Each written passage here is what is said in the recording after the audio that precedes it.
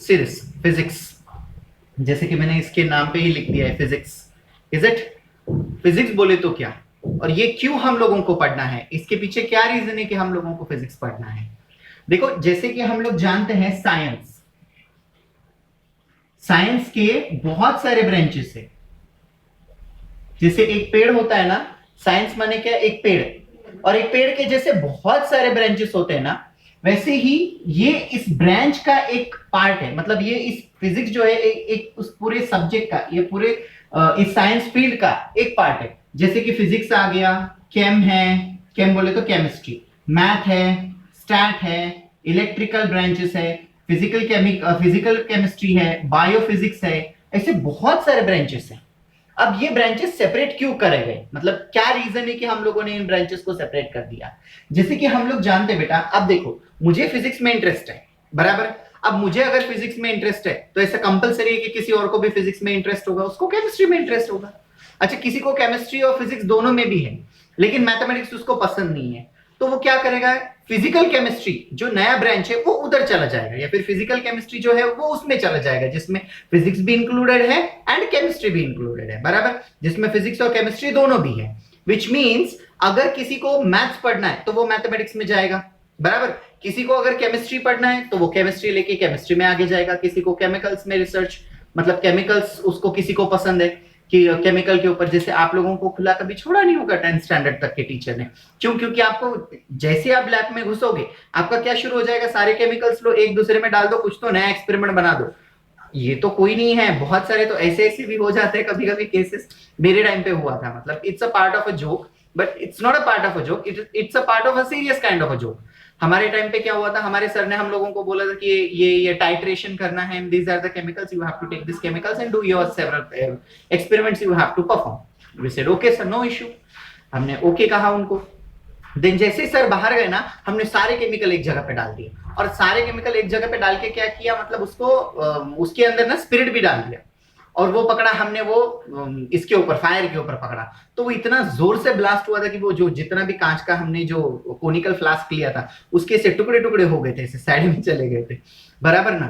तो छोड़ो, it's leave it, this the different another kind of a thing, let it be. But देखिए जैसे कि मुझे केमिस्ट्री में इंटरेस्ट है तो मैं केमिस्ट्री चूज किया, किसी को केमिकल्स में इंटरेस्ट है तो वो केमिस्ट्री में गया, किसी को कैलकुलेशन में इंटरेस्ट है वो मैथमेटिक्स में गया, किसी को एनिमल्स के बारे में पढ़ना है तो वो बायोलॉजी में गया, बराबर।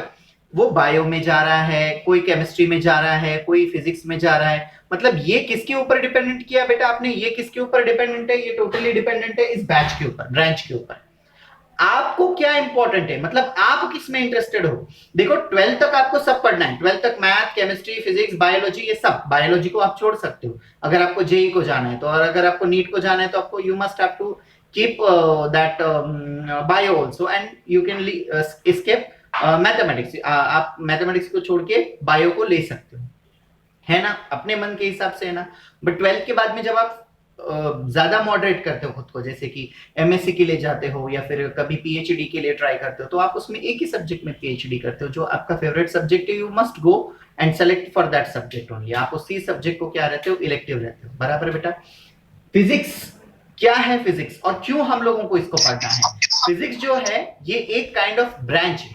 Physics is a branch in which we study the energy and the several concept of the universe.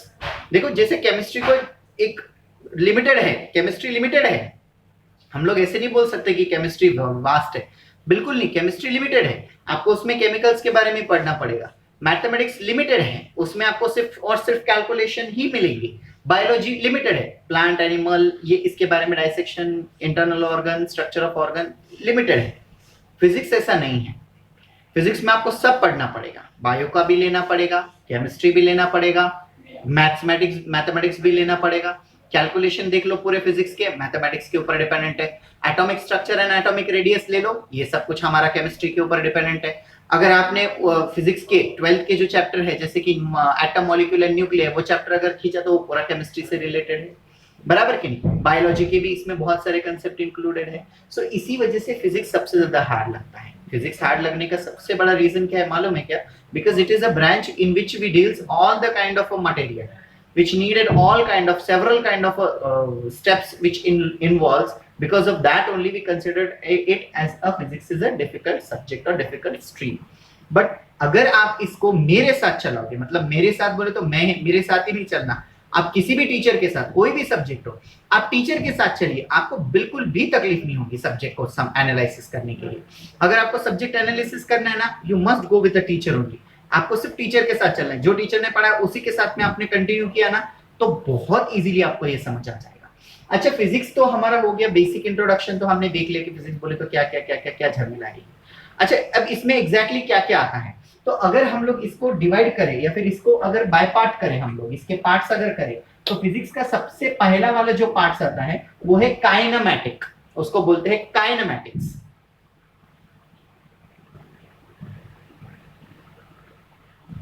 Kinematics.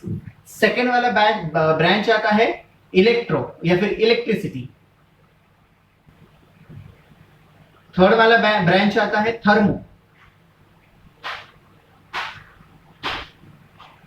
Thermodynamics. Fourth वाला ब्रांच आता है आपका गैस, जिसको हम लोग केटीजी बोलते हैं, kinetic theory of gas. Okay, तो ये जो है ये इसके पार्ट्स है बेटा.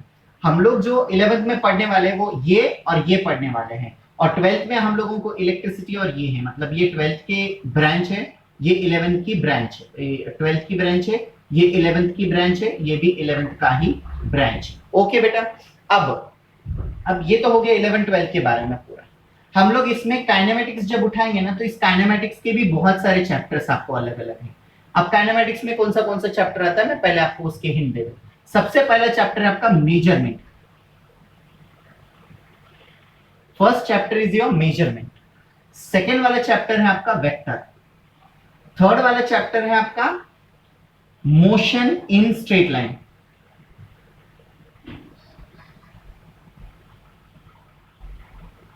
थर्ड वाला चैप्टर है आपका न्यूटन्स लॉज ऑफ मोशन. मुझे ये बैठ नहीं रहा है इसलिए मैं शॉर्ट में लिख रहा हूं, न्यूटन लॉज ऑफ मोशन. उसके बाद में है आपका सर्कुलर मोशन. उसके बाद में है आपका रोटेशनल मोशन. उसके बाद में आपका जो है centre of mass, COM. Okay, so ये सारे चैप्टर आपके सारे के सारे चैप्टर आते हैं आपके काइनेमेटिक्स में.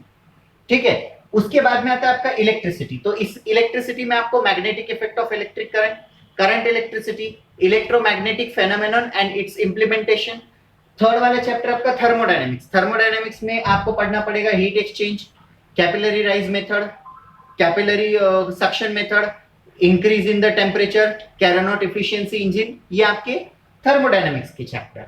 और ये जो काइनेटिक थ्योरी ऑफ गैसेस है, इसमें आपको random motion, perfect motion, collision, collision के बाद में इंटरनल कोलिजन, एक्सटर्नल कोलिजन दोनों भी, एंड टाइप ऑफ सिस्टम, ये आपको केटीजे में पढ़ना है. बराबर, ये आपको केटीजे में पढ़ना है. अब हमारा सबसे पहला चैप्टर आता है मेजरमेंट. अब ये मेजरमेंट चैप्टर पढ़ना है ना, तो इसके लिए आपको है ना, सबसे पहले आपको जो क्या करना पड़ेगा, सबसे पहले आपके जो 10th के चैप्टर है उसको रिवाइज करना पड़ेगा. क्योंकि मेजरमेंट में हम लोग जो है 10th क्लास तक के, जो 10th क्लास है ना, 10th क्लास तक के सारे जितने भी फॉर्मूलाज आपने देखे हैं, वो सारे के सारे फॉर्मूलाज प्लस आपको आगे आने वाले फॉर्मूलाज, ये सारे फॉर्मूलाज आपको यहाँ पे यूज करने पड़ेंगे मेजरमेंट में. बराबर, तो हम लोग अभी शुरू करते हैं हमारा फर्स्ट चैप्टर का फर्स्ट लेसन, उसका फर्स्ट पॉइंट का introduction. Okay, that is measurement of quantities. उसका नाम है मेजरमेंट ऑफ क्वांटिटीज, या फिर जिसको हम लोग बोल सकते हैं, उसी को क्या बोलते हैं बेटा हम लोग, quantities. Quantities, what is mean by quantity? See, quantity बोले तो क्या, सबसे पहले हम लोग मेजरमेंट देखेंगे. ओके, सबसे पहले मेजरमेंट में टाइप ऑफ क्वांटिटी.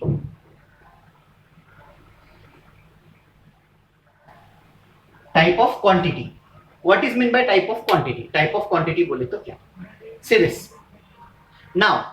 क्वांटिटी, सी, आपको अगर आपके पेरेंट्स ने कुछ काम बताया, मतलब कि जाओ go for the shop and get it 1 kg of sugar, 1 kilo जाके शक्कर लाओ, तो उन्होंने क्या स्पेसिफाई क्या किया आपको, 1 किलो शक्कर लाओ ऐसे नहीं बोला उन्होंने. उन्होंने क्या बोला, बेटा ये लो रे पैसे, ये पैसे ले लो, जाओ और शक्कर लाओ। आप गए शॉपकीपर के पास में, वो शॉपकीपर को क्या बोलोगे आप कि भैया मुझे शक्कर दो, बराबर। वो शॉपकीपर आपको रिटर्न क्वेश्चन क्या करेगा, वो आपको एक ही रिटर्न क्वेश्चन करेगा, ठीक है शॉप आपको ये चाहिए ना, पैसे अपना शुगर चाहिए ना, so just let me know कि आपको कितना शुगर चाहिए, मतलब कितना क्वांटिटी कितना चाहिए, क्या क्वांटिटी चाहिए आपको, 1 kg, 2 kg, 3 kg, 5 kg, 10 kg, 1000 kg, जिसको हम लोग टन या फिर सबसे पहले आया क्विंटल, टन, मीट्रिक टन, क्या एग्जैक्टली कितना चाहिए आपको। फिर क्या आप वापस घर पे जाओगे क्या, आप घर से निकलते हुए क्या बोलते जाते हो कि 1 किलो शक्कर लाना है। 1 किलो आपने स्पेसिफाई किया उसको, इसको एक को आपने क्या किया, स्पेसिफाई किया। किससे स्पेसिफाई किया, केजी से। इसको कहा जाता है यूनिट, और ये यूनिट डिपेंड करता है आपके क्वांटिटी के ऊपर, ठीक है। देखो कैसे, मैं आपको पूरा इसको एक्सप्लेन करता हूं, मैं इस पॉइंट को पूरा एक्सप्लेन करते हैं, आज हम लोग ये पॉइंट पूरा कंप्लीट करेंगे। मैंने क्या बोला, अब ठीक है आपके पेरेंट्स ने बोला जाओ शक्कर लाओ, उन्होंने क्या बोला, एक शक्कर लाओ।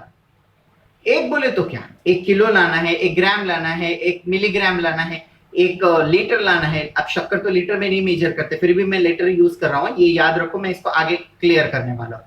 1 लीटर लाना है, 10 लीटर लाना है, 20-25 लीटर लाना है, कि 20-25 किलो लाना है, क्या करना है।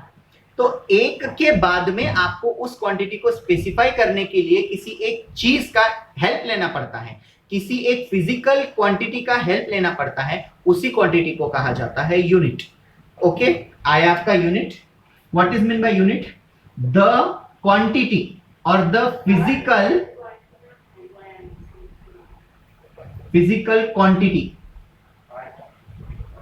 which defines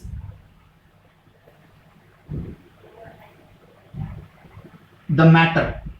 Note down this. Physical quantity which defines the matter. ऐसी क्वांटिटी जो मैटर को डिफाइन करती है, ऐसे क्वांटिटी को क्या कहेंगे बेटा, यूनिट कहेंगे। And each and every type of quantity has specific unit. प्रत्येक क्वांटिटी को अपना अपना स्पेसिफिक यूनिट है।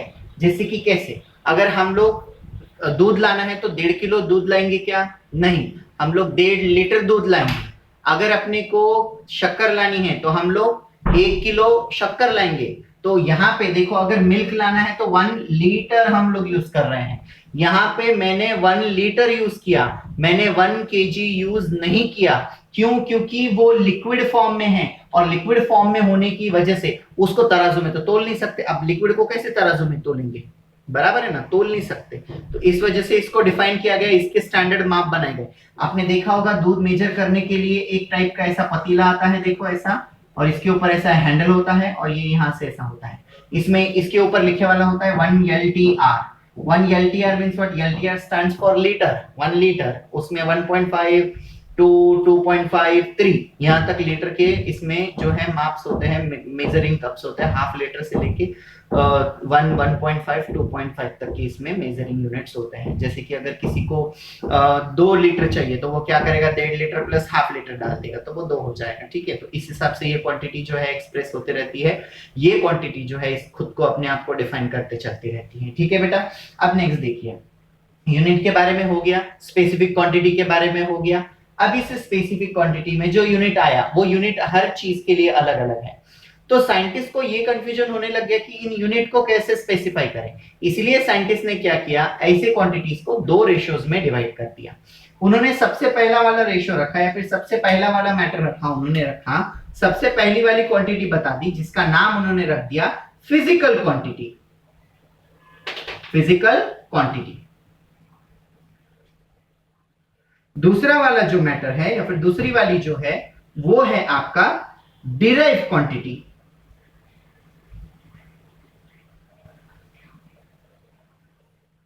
सी फिजिकल क्वांटिटी, या फिर जिसको बोला जाता है फंडामेंटल क्वांटिटी या फिर बेसिक क्वांटिटी,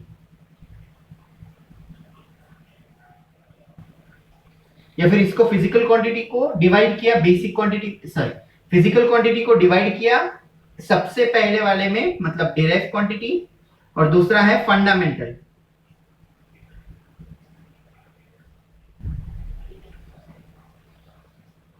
फंडामेंटल क्वांटिटी या फिर जिसको भी बोला जाता है बेसिक क्वांटिटी। इसको क्या बोलते बेटा, बेसिक क्वांटिटी या फिर फंडामेंटल क्वांटिटी। ये है आपका डिराइव क्वांटिटी। अब क्या होता है डिराइव क्वांटिटी बोले तो क्या, एंड फंडामेंटल क्वांटिटी बोले तो क्या, what is mean by derive quantity, what is mean by fundamental quantity. तो one by one will discuss it. Okay, हम लोग सबसे पहले शुरू करते हैं फंडामेंटल क्वांटिटी से। So firstly we started here, that is fundamental quantity.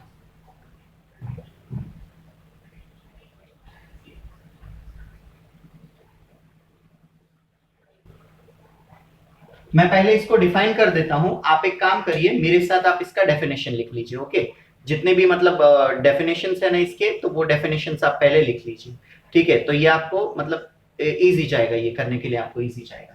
सबसे पहले fundamental quantity. Okay, fundamental quantity को कैसे डिफाइन करेंगे, देखिए, the quantity which express their own value, the quantity which express their own value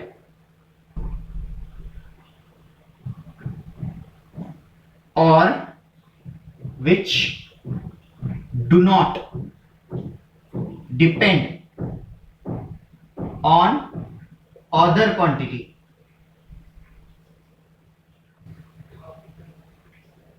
is known as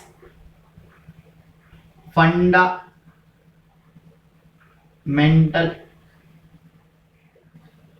quantity, is known as fundamental quantity। Okay, मैं फिर से एक बार बोल रहा हूं, मैं फिर से एक बार इस डेफिनेशन को पढ़ रहा हूं, आप इसको लिख लीजिए।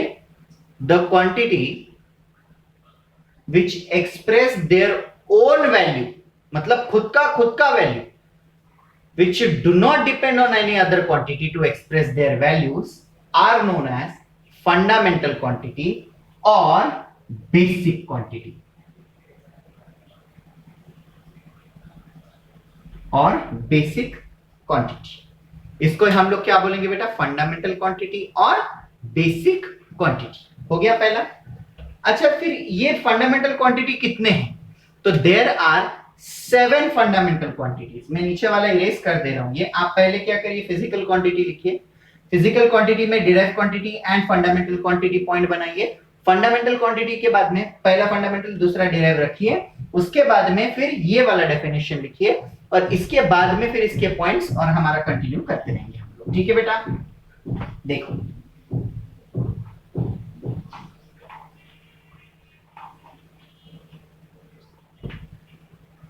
अब देखो कैसे। सबसे पहला वाला है आपका फंडामेंटल क्वांटिटी का डेफिनेशन हो गया, उसके बाद में इसके पॉइंट हो गए। अब इसमें पहला वाला पॉइंट देखिए फंडामेंटल क्वांटिटी में, जो कि है कुछ इस तरह से, दैट इज ये किसी और के ऊपर डिपेंडेंट नहीं होती है, खुद का वैल्यू दे देती है। दूसरा, देयर आर 7 फंडामेंटल क्वांटिटी।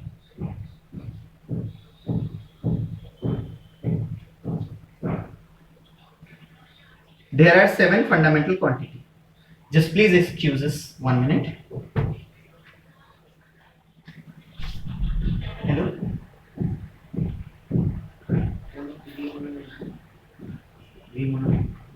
पटकन बोला दो minute.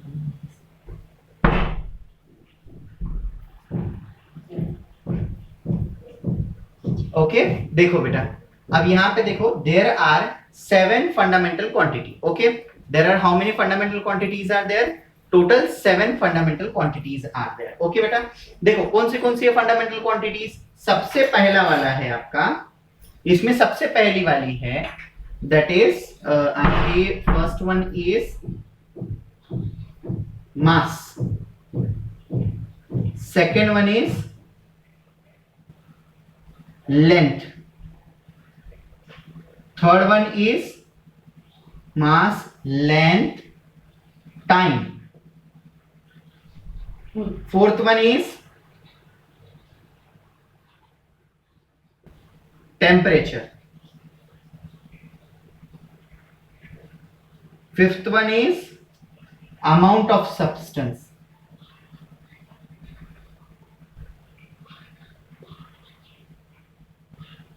Sixth one is luminous intensity.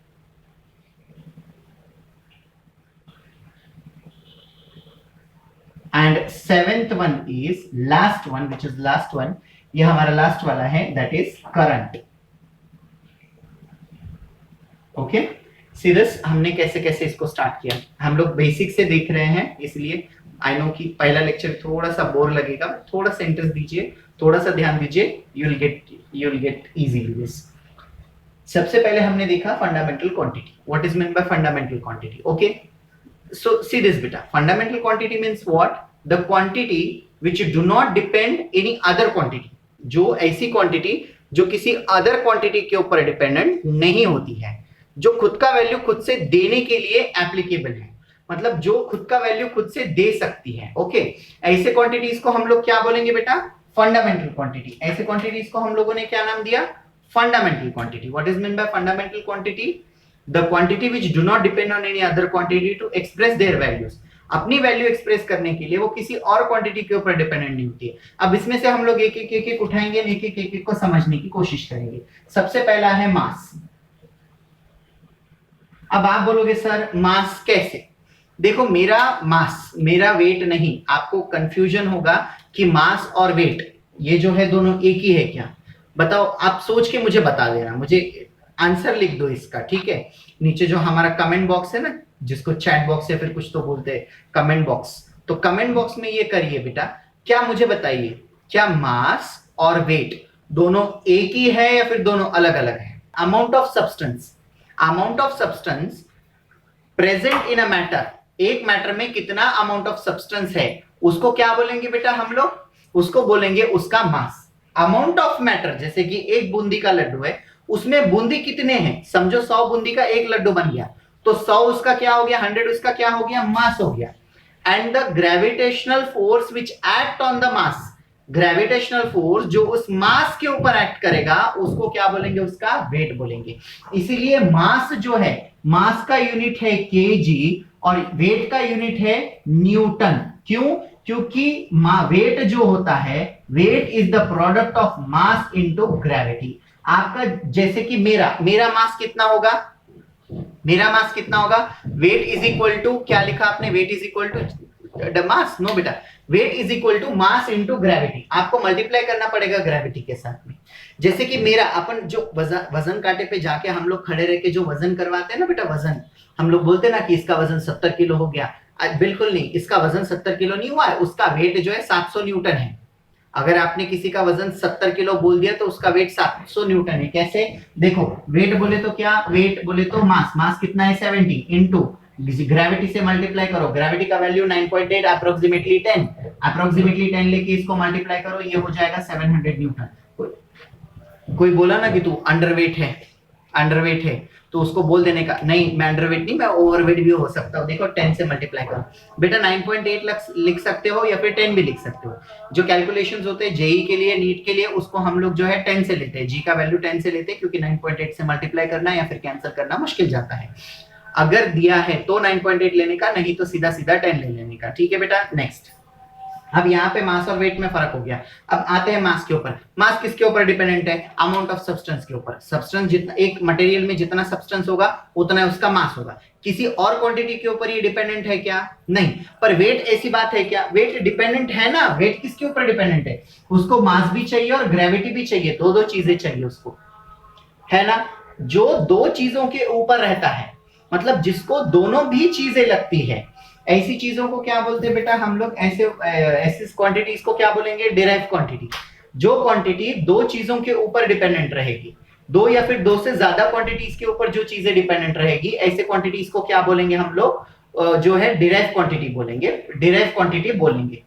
Okay. और जो खुद की इंडिविजुअल क्वांटिटी होती है, मतलब जिसको खुद का वेट देने के लिए कोई जरूरत नहीं है, मतलब खुद का वैल्यू एक्सप्रेस करने के लिए कोई जरूरत नहीं है, ऐसी क्वांटिटी को क्या बोलेंगे हम लोग? बेसिक क्वांटिटी या फिर फंडामेंटल क्वांटिटी. लेंथ. ओके बेटा, उसको क्या बोलेंगे हम लोग? फंडामेंटल क्वांटिटी, जो खुद की वैल्यू खुद को देती है. अब दूसरा इसमें का एग्जांपल लेते हैं, जैसे कि लेंथ है.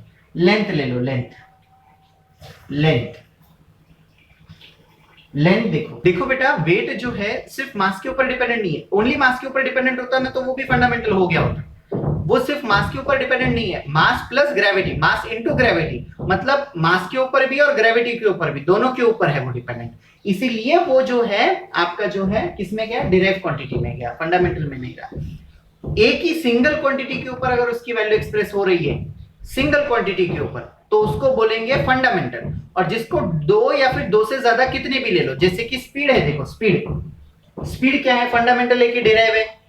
ऑफ कोर्स डिराइव क्वांटिटी है। क्यों? क्योंकि स्पीड इज इक्वल टू क्या है बेटा, डिस्टेंस इनटू टाइम है, metre sorry distance upon time है। Speed is equal to distance upon time है, speed is equal to distance divided by time.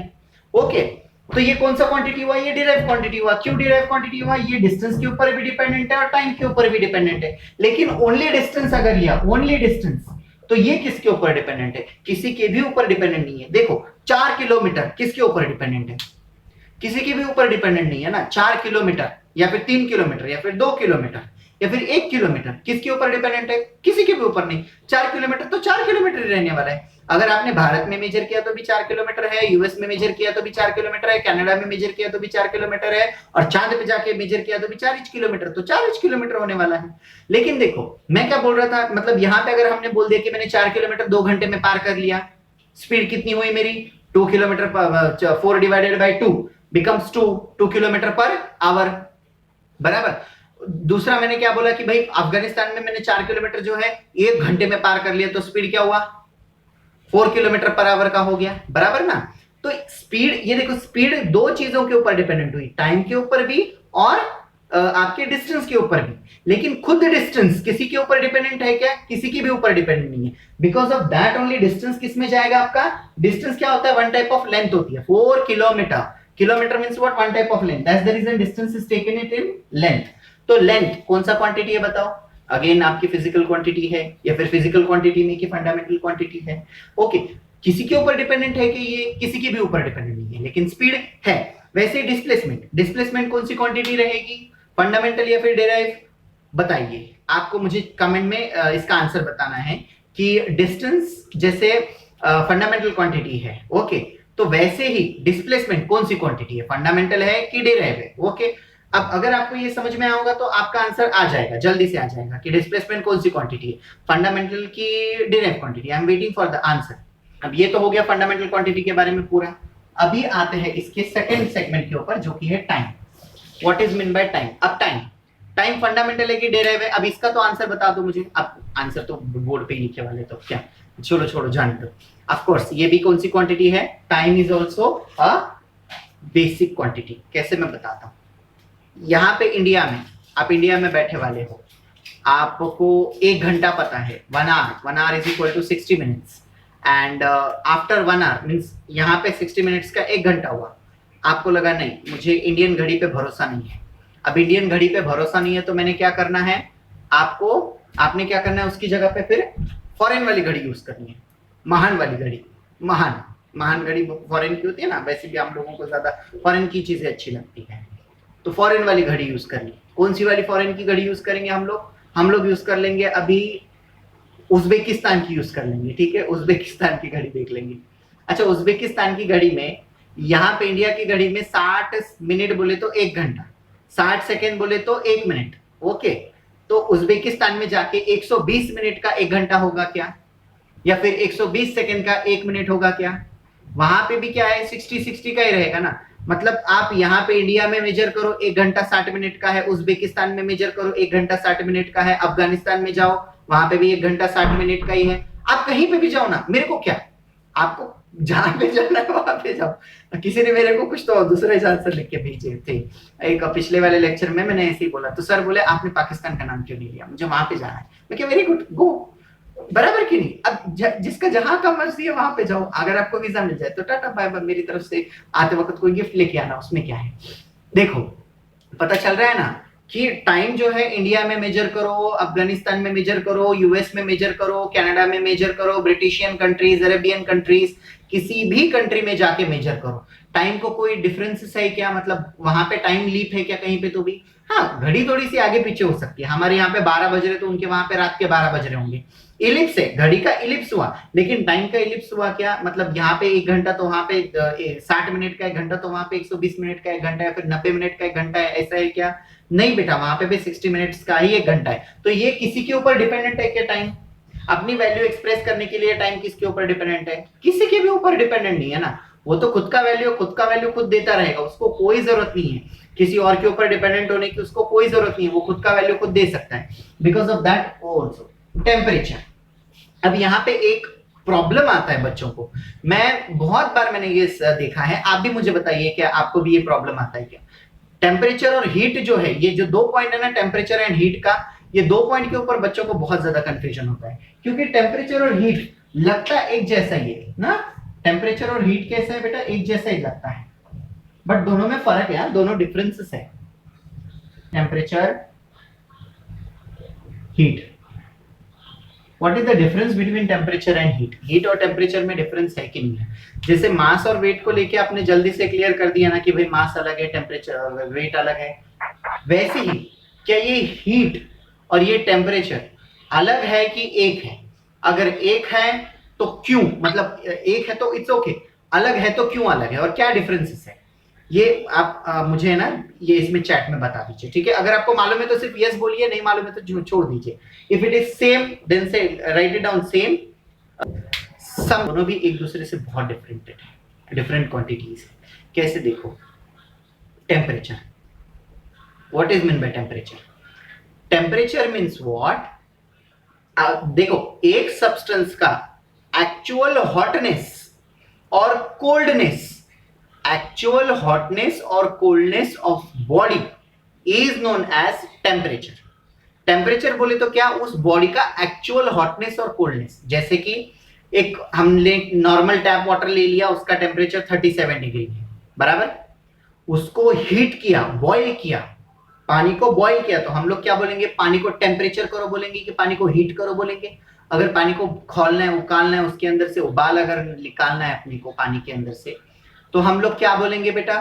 कि पानी को हीट करो, बराबर। टेम्परेचर बोले तो क्या? जो आपने 36 डिग्री निकाला ना पानी टैप से, 36 37 जो भी आपका एटमॉस्फेयर का टेम्परेचर रहेगा ना, उतना ही टेम्परेचर का पानी आपके टैप से आने वाला है, नल के में से आने वाला है, ड्रिप होने वाला है। लेकिन आपको उस पानी को अभी बॉईल करना है। बॉईल करना है मतलब उसके अंदर से उफान लाना है, उकाड़ा लाना है। तो आप उसको क्या करोगे? स्टोव पे रख के या फिर गैस के ऊपर रख के उसको हीट दोगे। हीट दे रहे हो, इसका मतलब क्या कर रहे हो? Rise in temperature, rise in temperature by 1 degree Celsius, 1 degree Celsius. मैंने सिर्फ यहां पे 1 डिग्री बोला, आप ये पकड़ के मत बैठो। पानी तो 100 पे बॉईल होता है, पहले तो 36 था, फिर 1 डिग्री का हुआ। बेटा 1 डिग्री नहीं हुआ, शुरुआत 1 डिग्री से हुई, 36 में से डायरेक्ट 100 नहीं हुआ। वो 36 में से पहले 37 हुआ, फिर इसमें 1 डिग्री का इंक्रीज हुआ, 38 हुआ, फिर इसमें 1 डिग्री 39, ऐसे डिग्री बढ़ते बढ़ते बढ़ते बढ़ते बढ़ते ये 100 तक गया। गया कि नहीं गया? तो डिग्री कितना बड़ा, मतलब जैसे कि आपने घर में से गाड़ी चालू करी, किक मारी, ऐसे मतलब किक मारा, ऐसे किया, जप करके आगे आगे, मतलब कितना आगे मालूम है क्या? डायरेक्टली 220 की स्पीड से जाओ उधर गाड़ी। होता है क्या ऐसे? कभी होता है क्या? मतलब जैसे आपने किक मारी या फिर जैसे सेल्फ स्टार्ट किया, ऐसे ड्रुन ड्रुन किया, ये क्लच छोड़ दिया, जैसे क्लच छोड़ा डायरेक्ट 220, बीच में कुछ चीज नहीं। ऐसा हो सकता है क्या? पॉसिबल ही नहीं है। 0 1 2 3 4 5 6 ऐसा इंक्रीज होते जाएगा। हीट भी वैसे ही है, भले ही पानी आपका 36 पे से 100 डिग्री पे बॉईल हो रहा, लेकिन एक डिग्री से वो बढ़ते जाएगा। वो डायरेक्टली 100 डिग्री पे नहीं पहुंचने वाला है, वो 1 बाय 1 डिग्री बढ़ते जाने वाला है। तो इसका मतलब क्या है कि rise in temperature by 1 degree Celsius is known as heat, and actual hotness और coldness of a body is known as temperature. मेरे पास 2 ग्लासेस है, ए ग्लासेस, ग्लास ए और ग्लास बी, ऐसे 2 ग्लासेस है। ये ए ग्लास है, ये बी ग्लास है। बी ग्लास में के पानी का टेम्परेचर, एटमॉस्फेयर का टेम्परेचर जो है वो है समझो 40 डिग्री है। एटमॉस्फेयर का टेम्परेचर 40 डिग्री है, ओके। मेरे एक ग्लास में के पानी का टेम्परेचर 40 और एक ग्लास में के पानी का टेम्परेचर जो है मैंने मेंटेन कर लिया नियर अबाउट 70 डिग्री पे। तो बताओ किसमें हीट है और किसमें टेम्परेचर है? बताओ किसमें हीट और किसमें टेम्परेचर?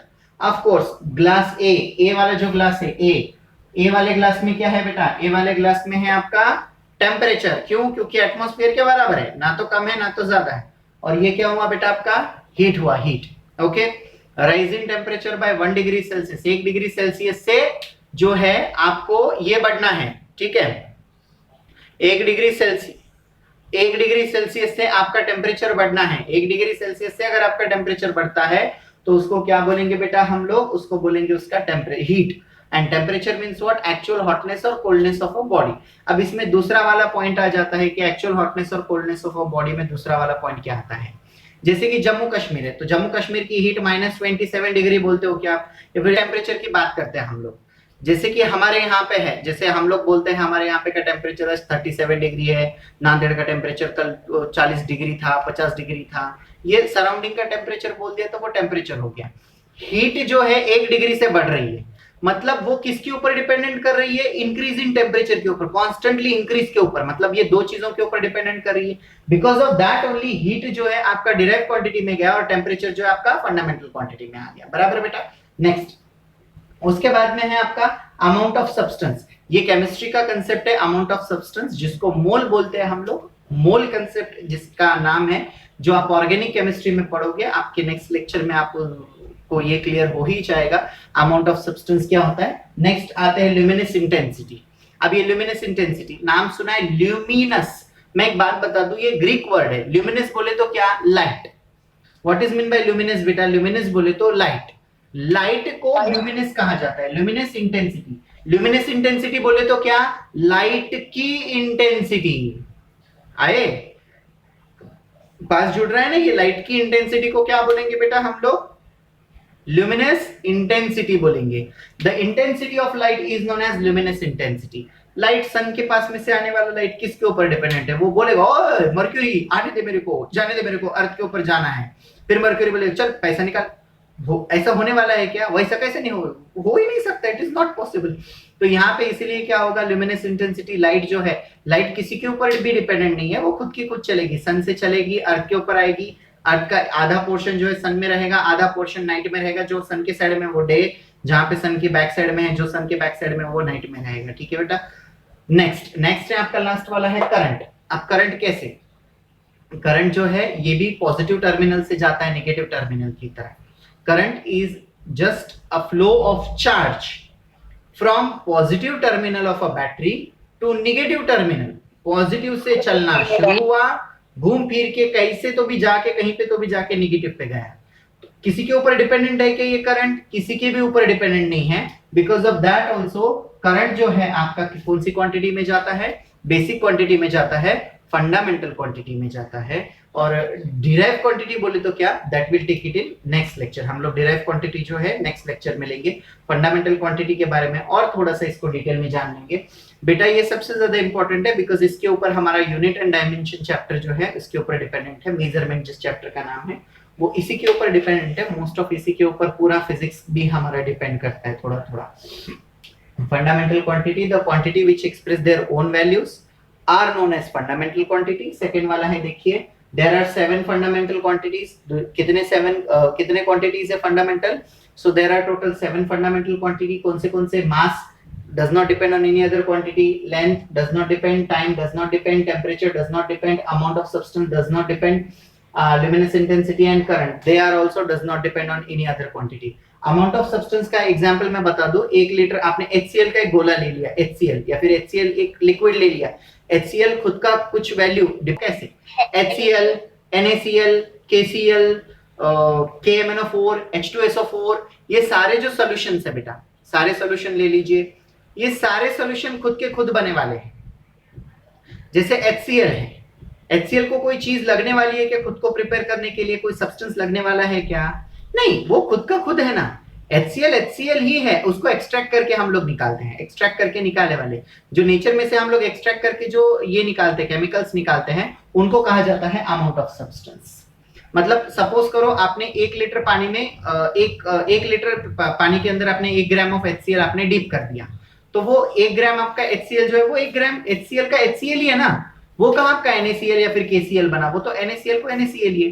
तो ऐसे को बोला जाता है amount of substance. Amount of substance बोले तो क्या, NaCl KCl एक सोल्यूशन में कितना अमाउंट का सोल्यूशन आपने यूज किया, सोल्यूशन कितना यूज किया, उस सोल्यूशन को, जैसे कि आमरस बनाया उसमें नमक डाल दिया, तो नमक क्या हुआ, अमाउंट ऑफ सब्सटेंस हुआ। अब नमक का वैल्यू खुद, अब जैसे कि आमरस खाना है लेकिन उसमें नमक डाल दिया, मेरे ख्याल से कोई डालते नहीं, मुझे कुछ आइडिया नहीं है उतना, बट कोई भी सब्जी में नमक डाल दिया आपने, तो नमक को कोई और रिप्लेस कर सकता है कि आपके NaCl को कौन रिप्लेस करेगा आपकी सब्जी में? कोई भी नहीं। NaCl तो NaCl है। जैसे पालक की सब्जी बनानी है, पालक की सब्जी में भी NaCl डालना है तो डालना ही है, मेथी की सब्जी बनाए उसमें भी डालना है, कोई भी सब्जी बनाओ उसमें डालना ही है ना, नमक तो रिप्लेस होने वाला नहीं है, खुद का खुद है।